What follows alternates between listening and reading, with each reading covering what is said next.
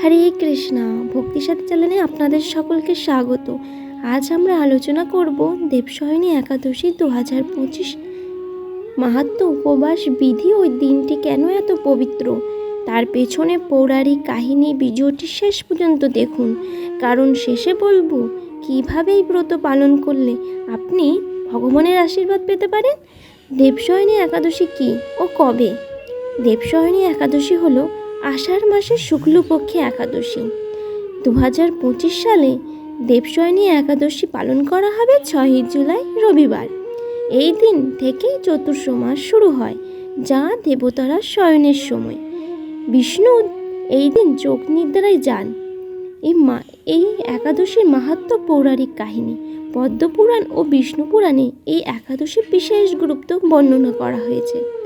একবার যক্ষরাজ কুবের ও রাজশ্রী কিতাব ছিলেন এই ব্রতের উপাসক। দেবতারা বিশ্বাস করেন এই দিন একাদশীর ব্রত করলে জীবনের সব পাপ মোচন হয়। যিনি এই ব্রতের কথা শ্রবণ করে তিনিও পুণ্য লাভ করেন। একাদশী তিথি শুরু হবে 20 আষাঢ় শনিবার 1432 ইংরেজি 5 জুলাই সন্ধ্যা।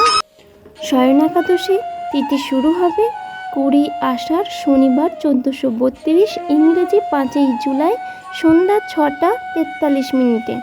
আর এই তিথি সমাপ্ত হবে 21 আষাঢ় রবিবার 1432 ইংরেজি 6 জুলাই রাত 8:44।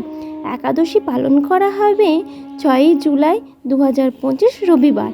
আর একাদশী পালনের সময় হচ্ছে 22 আষাঢ় সোমবার 1432 7 জুলাই সূর্যোদয় থেকে 9:29 মধ্যে এটি পালনের সময়। একাদশীর উপবাস ও ব্রত পালনের নিয়ম। একাদশী আগের দিন রাতে নিরামিষ আহার করতে হয়। একাদশীর দিন সূর্যোদয়ের আগে উঠে স্নান সেরে ভগবান শ্রী বিষ্ণু ধ্যান ও পুজো করতে হয়। সারাদিন নিহার ও ফলহার উপবাস পালন করতে হয়। সন্ধ্যায় প্রদীপ জ্বালিয়ে বিষ্ণুর নাম সংকীর্তন করতে হয়। দেবশয়নী একাদশী কী করা উচিত নয়? মাংস, মাছ, ডিম, পেঁয়াজ, রসুন বর্জন করুন।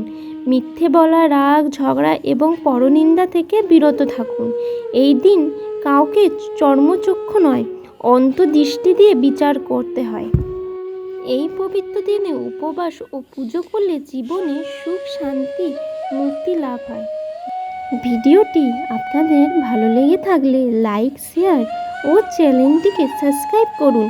ভগবান বিষ্ণু আপনাদের সকলের জীবনে শান্তি ও আনন্দে ভরে উঠুক, এটাই ভগবানের কাছে প্রার্থনা করি। সকলেই ভালো থাকবেন, সুস্থ থাকবেন। হরে কৃষ্ণ, রাধে রাধে।